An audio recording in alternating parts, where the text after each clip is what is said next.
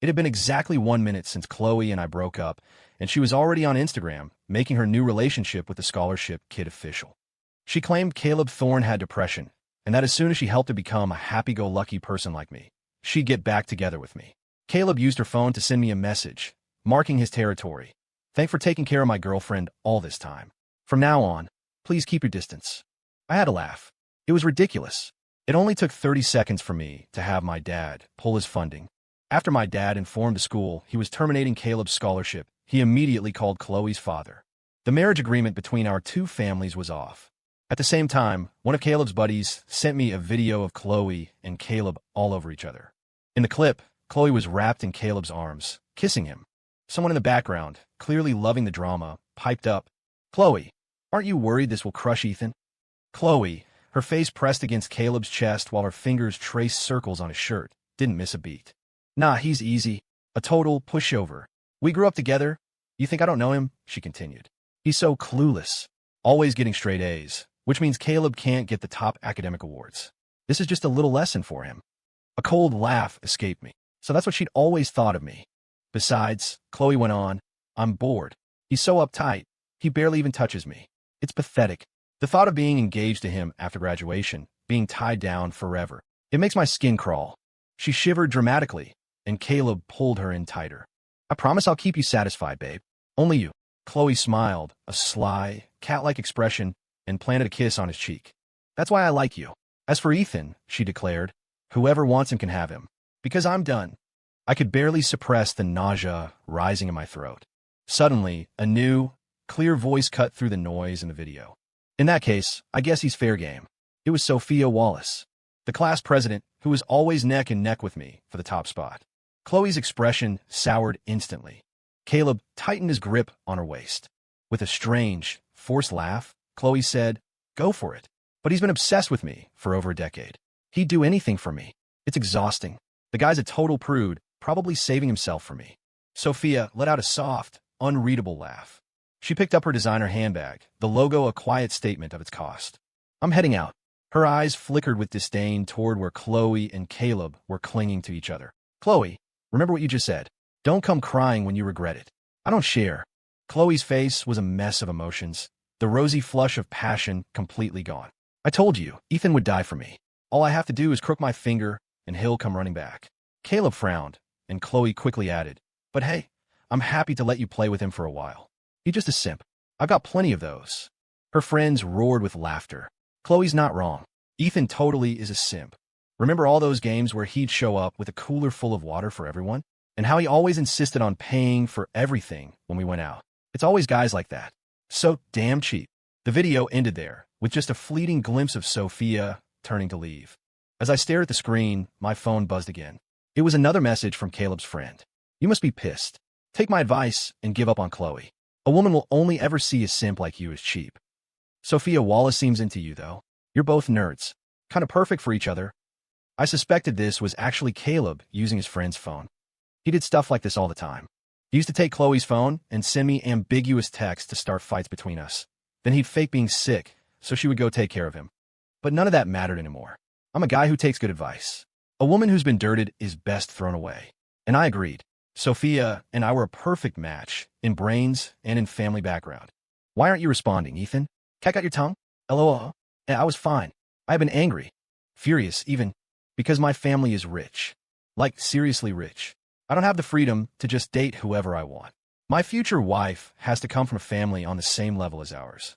The problem is, I'm not exactly movie star handsome, especially compared to the other sons of families with similar status. The competition is brutal. Of all the girls I could choose from, Chloe was definitely one of the best looking. But compared to Sophia Wallace, it wasn't even a contest. Sophia was taller, prettier, and smarter than her. The total package. With a better option on the table, what was there to be upset about? The only time you're ever truly sad is when you haven't eaten a good meal. I showed the video to my dad. He was so mad he was ready to storm over to the Preston's house, but I stopped him. I pointed to Sophia in the video. "I like her," I said. My dad was quiet for a moment, studying my unremarkable features behind my black-framed glasses. "She's stunning, Ethan. Her family is a good match, but you." I held up my hands in surrender, declaring righteously, "A toad that doesn't dream of eating swan meat is not a good toad." Then again, he mused, she's still young, hasn't seen much of the world. This is your chance. He clapped me on the shoulder. For the sake of improving the next generation's genes, you have to give it your all. The only thing I can do is improve our financial situation. An image of my mother's less-than-stellar features flashed through my mind. Silence.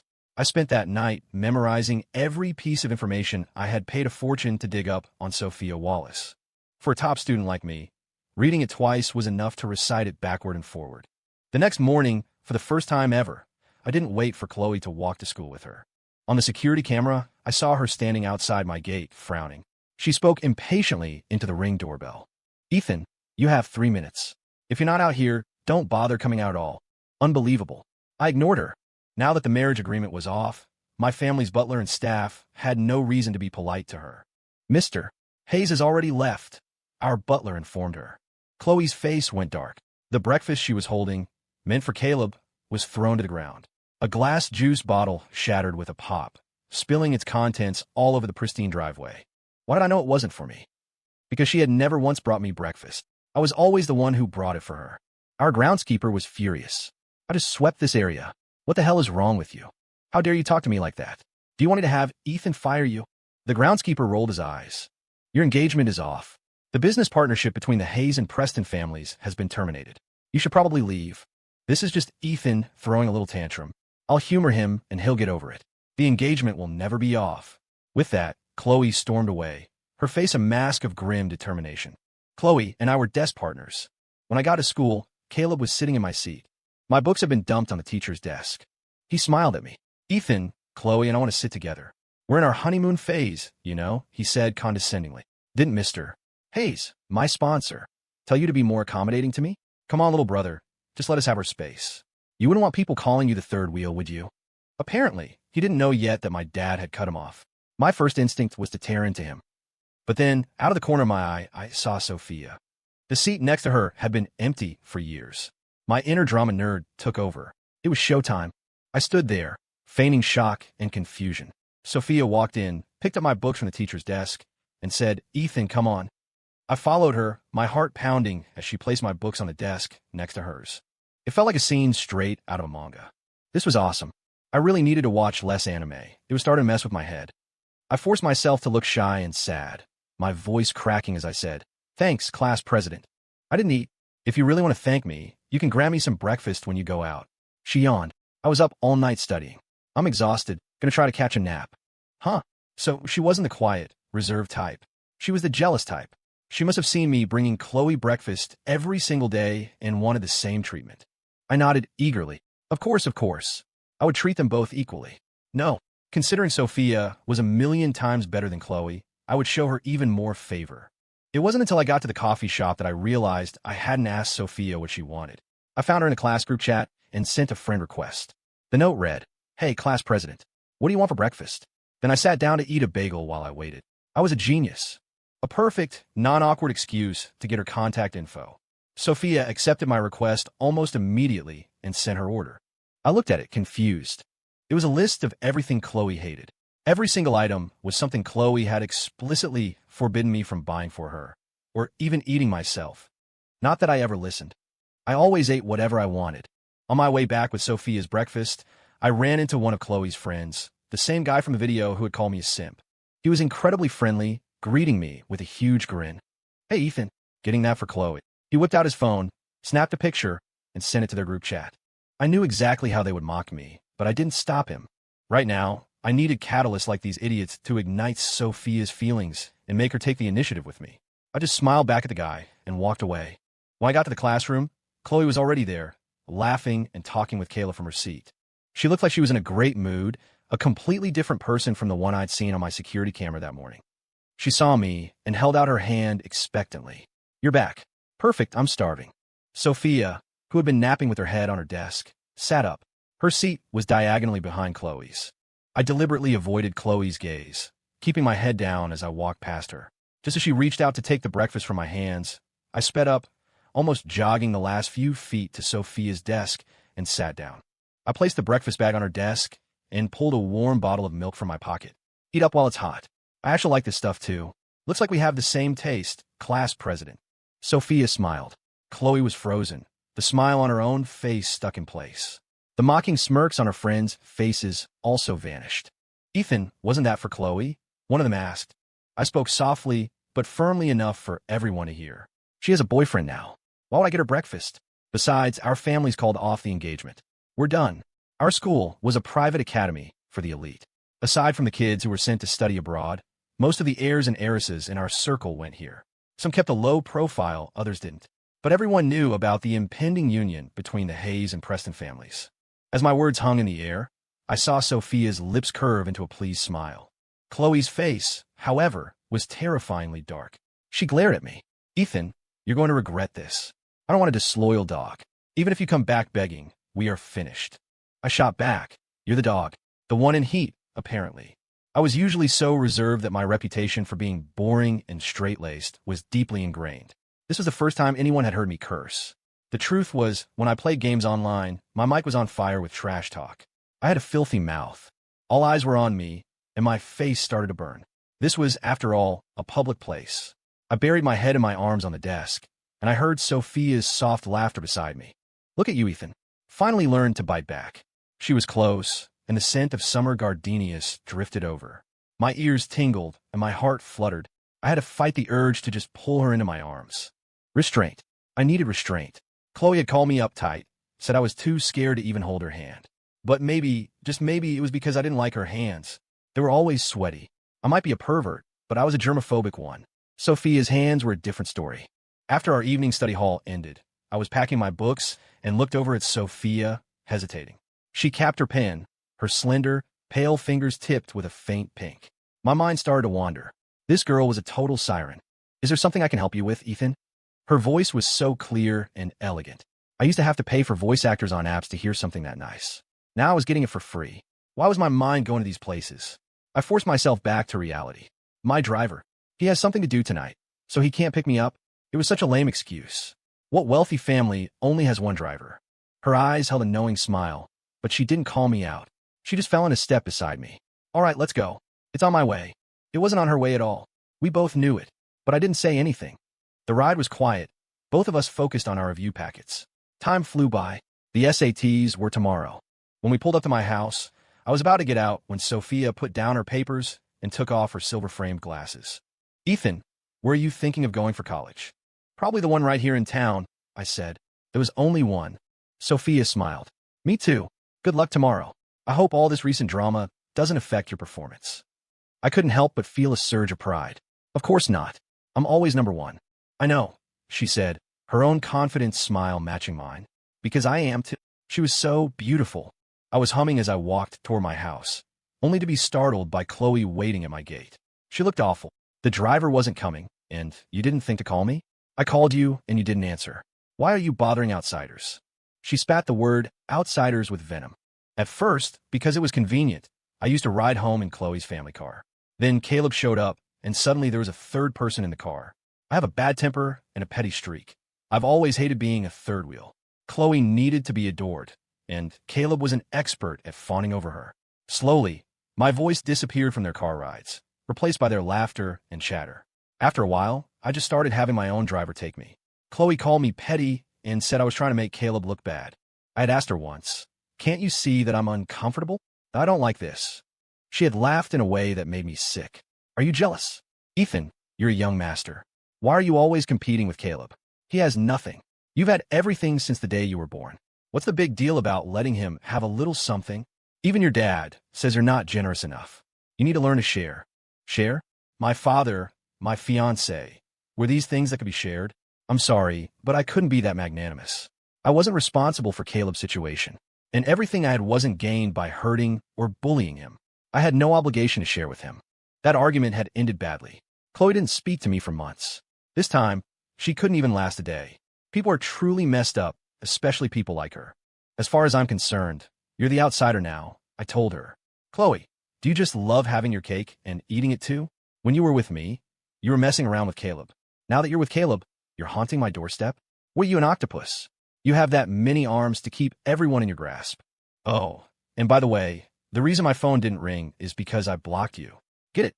I didn't understand. After everything I just said, how could you be looking happier? "Ethan, I knew it. You're just jealous." Unblock me right now. I'll pick you up tomorrow morning for the exam, and I won't bring Caleb, okay? Her voice was so gentle it made my skin crawl. Are you for real? Are you an idiot? Can't you understand plain English? I'm allergic to stupid, lady. No wonder you're always at the bottom of the class. I can see you not getting math problems, but you can't even understand what people are saying? You're a lost cause. You should have your dad send you abroad. If it weren't for your family's money, you wouldn't find a single college in this country that would take you. She wasn't even angry. She just kept smiling to herself. Go on, yell at me. They say you only hurt the ones you love. I know you're just blowing off steam. Didn't we agree? Once Caleb's depression is better, we'll get back together. I couldn't take it anymore. I spit right in her face. Her eyes widened in shock. I turned and ran back into my house. I had nightmares all night. Chloe was just too disgusting. The next morning, I woke up half an hour early just to avoid her. I seriously suspected she was a secret agent sent by Caleb to mess with my head before the exam. When Chloe finally arrived at the classroom, I was busy discussing problem-solving strategies with Sophia. She shot me a look, her eyes burning with fury. I didn't even glance her way. Before we left for the exam, our homeroom teacher came in. After going over the rules, he turned to Caleb. You need to go to the office and pay the fees for your last few exam packets. Caleb froze, stunned. He glanced at me, then asked the teacher in a low voice. I thought I didn't have to pay those fees. The teacher adjusted his glasses. Your sponsor called the school. He has terminated your scholarship. From now on, you'll be responsible for your own college expenses. The monthly stipend will also stop. The color drained from Caleb's face. As other students started to look at him, his face turned bright red. The teacher asked bluntly, I'm curious myself. What did you do? That man funds the scholarships for every underprivileged student in this school, from high school all the way through graduate school. As long as you're studying, he covers it. Caleb, if because of you he decides to pull funding for the entire school. The teacher's face was cold as ice. I don't want to see that happen. You'd better watch yourself. Clearly, the teacher knew what was going on.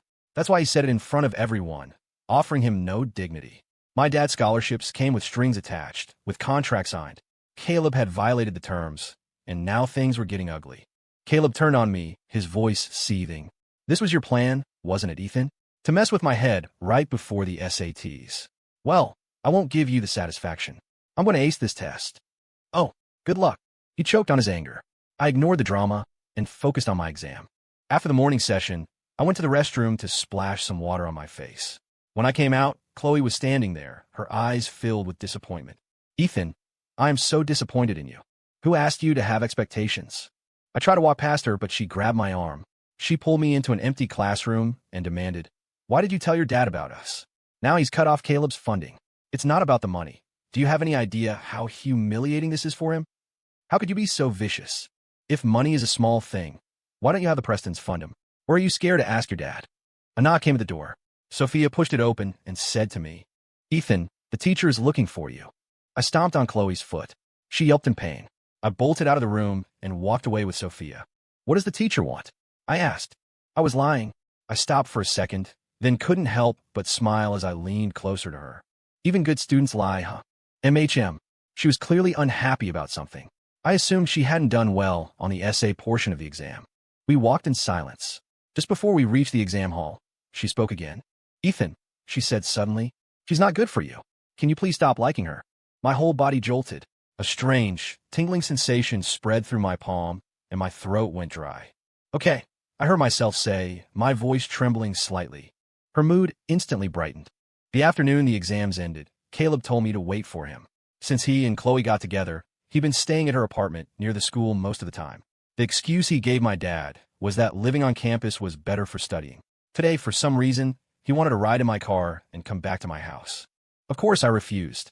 I waited until he was jogging up to the car door before I told my driver to pull away. He stomped his foot in frustration, his eyes red with resentment. Chloe arrived soon after, comforting him. I saw her mouth a curse word before she started making a call. Probably to me, but it wouldn't go through. She got so angry, she threw her phone on the ground. Of course it wouldn't go through. I had blocked both their numbers and all their social media accounts. Chloe, furious, brought Caleb to my house. My father had them stopped at the gate. Dad called Mr. Preston and told him to get his daughter under control. Let's be generous and call Caleb my godson, my dad said into the phone. In reality, he's just a student I sponsor. Our families were in the middle of arranging a marriage, and your daughter ditches my son for him. Mr. Preston, do I have no dignity? Does the Hayes family have no dignity? Now your daughter is causing a scene at my gate with that boy. Does she want the entire city to come watch this circus? Chloe's father apologized profusely. It was, after all, his daughter who was in the wrong. When Mr. Preston arrived, he looked like he was about to kill her. He glared at the cowering Caleb and roared, "You shameless piece of trash. If you hadn't seduced my daughter, would any of this have happened? If you want to stay alive in this city, you'll stay the hell away from her." Caleb was trembling with fear. Chloe stepped in front of him. "Dad, I'm the one who broke up with Ethan. Don't blame Caleb. Ethan's just being petty, blowing things way out of proportion. He's always done whatever I say. I'll talk to him, he'll get over it. You don't need to get involved." Her dad, enraged, slapped her across the face. "Are you still dreaming? His father already called me to dissolve the marriage agreement. That video Ethan sent went viral. Do you know how much money I had to spend to get it scrubbed from the internet? A fortune. Now all our relatives know. You've completely humiliated me. Now get in the car." Chloe's face was pale. "What video?" she asked, bewildered. Her dad pulled out his phone and showed her. It was the video Caleb's friend had sent me. Chloe was livid. Who the hell recorded that? And how did Ethan get it? The party that day had been at her family's villa, with only her closest friends present. There was no way I should have known about it. Caleb started to panic. This was spiraling far beyond his control. He cautiously reached for her sleeve, but missed her. Preston kicked him so hard he fell to the ground. Chloe tried to help him up. "Do you want me to cut you off completely and throw you out on the street?" her father bellowed. "Because I will." Chloe knew he meant it. Besides her father had an illegitimate daughter, and that daughter was a much better student than she was. Chloe had no choice but to follow her father, her face a mask of bitterness. Before she left, she yelled up at my window, "Ethan, don't be mad anymore. I'm not mad at you about the video. Just take good care of Caleb, and we'll call it even." Forget me, even my dad had to laugh at the absurdity. The girl was completely insane. "I never realized she was this much of a psycho," my dad muttered. "She's just a good actress," I commented dryly. "This is probably the real her." Seeing no one was going to help him, Caleb picked himself up off the ground. He tried to enter our house, but the butler blocked him. My dad spoke through the intercom and let him in. The moment Caleb was inside, he ran to my father, his voice thick with tears. "Mr. Hayes, it's not what you think." My dad sneered. "It's not." He played the video, pointing to the screen where Caleb was holding Chloe on his lap, kissing her. "Is this video fake?" All the blood drained from Caleb's face. With the video right there, he had no defense. My dad tossed his phone aside. "Go upstairs, pack your things, and get out," he said coldly. "We're done." Now Caleb was truly panicking. My dad had built his empire from nothing. He never had the money to get a proper education when he was young, which is why now that he was successful, he had a soft spot for smart, underprivileged students. He sponsored all of them at my school. One of his main conditions was that the students were forbidden from dating while in high school. Of all the students, Caleb's family was the poorest. He had sought us out himself. His grades weren't good enough to get into our school otherwise. His cousin, a better student, was already in my dad's scholarship program. Caleb heard about it and begged his cousin to bring him to us. He knelt and pleaded with my dad, showing him the bruises from his father's beatings. He had the perfect sob story: a gambling, abusive father, a sick mother, and delinquent twin brothers. In my dad's words, it was a disaster of a start in life.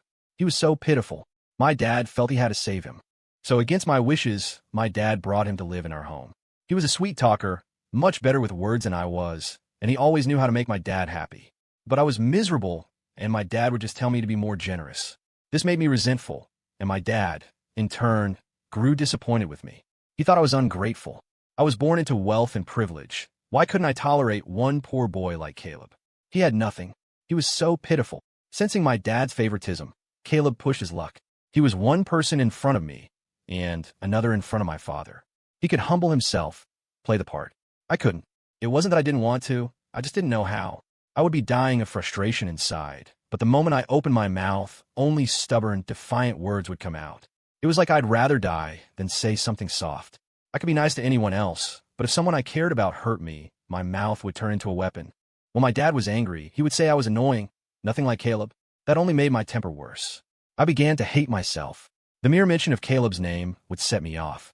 I became hypersensitive and started to despise the situation at home so much that I almost moved into the school dorms. And it was at that exact moment that Caleb set his sights on my fiancée, Chloe. Did he love her? I doubt it. He just loved taking things from me. He reveled in the moments when my dad would side with him and scold me. He savored the victory of Chloe choosing him over me.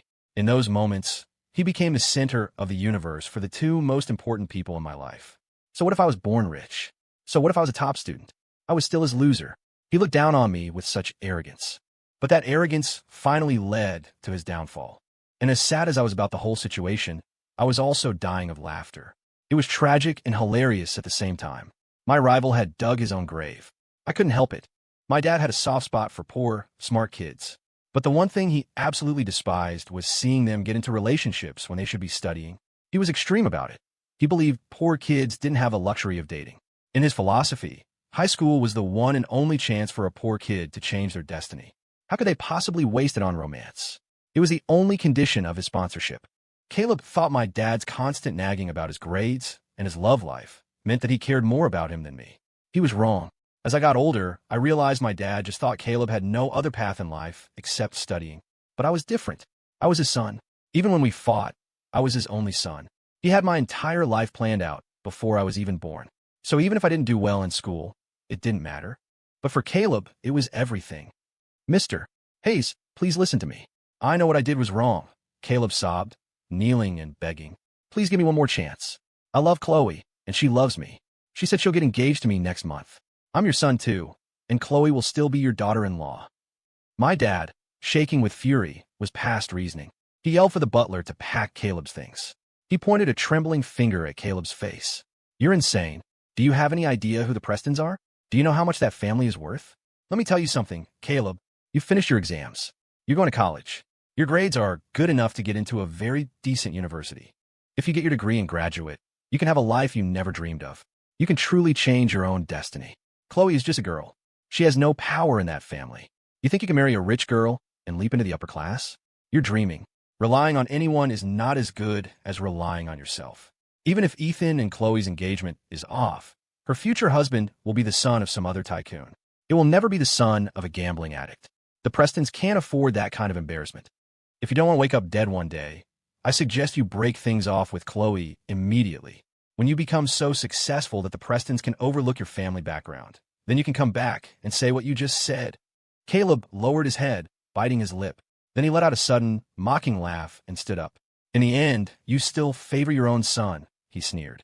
All that talk about wanting what's best for me, it was all a lie. The moment you saw Chloe choose me over your precious son, you panicked. You want to kick me out of the city so your son can get back together with her, right? Dream on. Chloe would never fall for a pampered little prince like him. She told me she only loves me. Mr. Hayes, if you don't want to sponsor me anymore, fine. I'll be the Prestons' son-in-law soon enough. The money you gave me isn't even worth as much as a single pair of shoes Chloe bought for me. I don't need your charity. And I'm not leaving this city. I'm applying to the university right here. I didn't see Chloe again until after the SAT scores were released. I heard her family had her on lockdown. Chloe had found out who sent the video, but Caleb's friend, terrified, claimed Caleb had forced him to do it.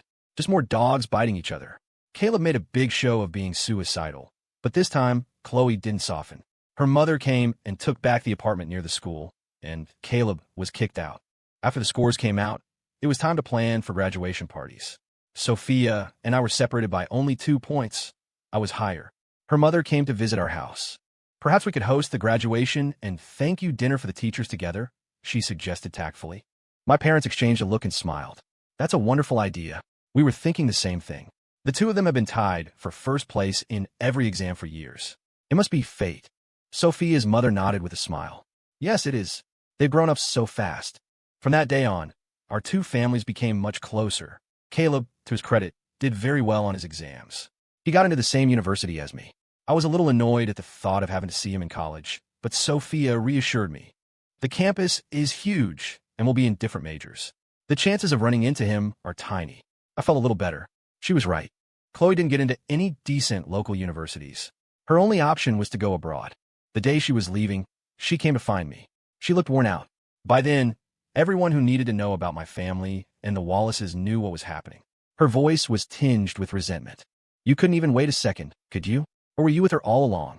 But Chloe, why should I have waited for you? Our families are equals. I never needed anything from you. You just never understood what respect means. She looked hurt. You never used to be like this, Ethan. You used to adore me. You do anything I said. No matter what I did, you were always on my side. What did you change? She was right. The way I treated her wasn't because I was so madly in love. It was because I desperately wanted her to treat me the same way. I believe that to receive, you must first give. So I gave and gave, waiting for her to reciprocate. But she taught me a valuable lesson. It was a one-way street. She was a bad person. She just took and took, feeling entitled to it, without ever giving anything back. I'm not an idiot. Of course I was going to cut my losses and run. I have no comment on people who believe in selfless devotion, but that's not me. I want what's mine. It's over, Chloe. Sophia and I are official. She asked me out yesterday. And you said yes? Of course I said yes. Why wouldn't I? Should I ignore a five-star meal to keep digging through a bowl of spoiled leftovers? I'm not a fool, Chloe. Her eyes welled up with tears. I can change. From now on, you'll see a different me. Ethan, I was a jerk before. Caleb tricked me. He was always playing the victim to manipulate me. I wasn't like this before he came along, you know that. There you go again, blaming someone else. It's never your fault, is it? It's always someone else. Wake up, Chloe. The world doesn't revolve around you. After I got together with Sophia, I was well and truly happy. So happy, in fact, that I gained weight, my face rounding out. Sophia was right. The university was huge, and I almost never saw Caleb, unless he actively sought me out. Today was my dad's birthday. Sophia and I were heading home together. As we were leaving campus, we ran into Caleb. He held out a gift box. I earned this from my part-time job. I can't get into your neighborhood. Could you give this to Mr. Hayes for me? Ethan, I know I was wrong. I just want to focus on my studies now. I didn't take it. You just want my dad to start funding you again. Don't even think about it. I will never give you a chance to get near my father again. His face went pale, and he glared at me with pure hatred. If you hadn't posted that video online, my reputation wouldn't be ruined. I got into a top university. Plenty of sponsors would have been willing to fund me. It's because of you that I'm in this situation. You and your father owe me. Sophia let out a cold laugh. Weren't you the one who sent that video to Ethan using someone else's account? You reap what you sow. Who else is there to blame? After that, Caleb never appeared in front of me again. I knew Sophia had done something, but I was happy to pretend I didn't know. College flew by. After graduation, our families picked a date, and we began preparing for the wedding. On the day of the ceremony, I got a call from an unknown number. Sophia hit decline. Honey, she said, there's so many scam calls these days. We have to go greet the guests soon. I'll hold your phone for you. Okay, I said. I found out later it was Chloe. When she heard I was marrying Sophia, she had rushed back from abroad, only to be intercepted at the airport by people Sophia had sent. Desperate, she borrowed someone's phone and frantically called and texted me. Sophia rejected every call and deleted every message. Chloe sent a long, rambling text message, apologizing and begging for me back. Impersonating me, Sophia replied with a single sentence. You need to stop texting, my wife will get angry. Okay, I have to go console my wife now. Yeah, she could be a drama queen, too.